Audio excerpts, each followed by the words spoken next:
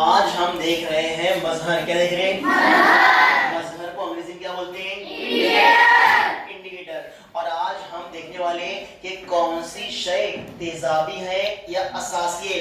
क्या किसी शय को देखने के लिए क्या हम उसको चखेंगे, सूंघेंगे, हाथ लगाएंगे? तो फिर हमें समझ में कैसे आएगा कि वो जो शय है, वो जो चीज है, वो तेजाबी है, असासी है, कैसी है? तो ये देखने के लिए हमारे पास क्या चीज है? मजहर।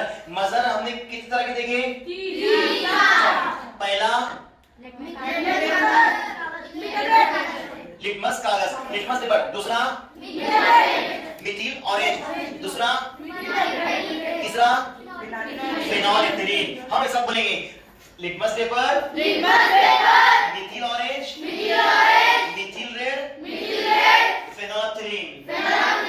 ये चार चीजों का इस्तेमाल करके हम समझेंगे कि कौन सी शय तेजाबी है या कौन सी शय असासी है। सर मजहर की तारीफ क्या है? मजहर की तारीफ मुझे कोई बता पाएगा? मजहर की तारीफ, यस।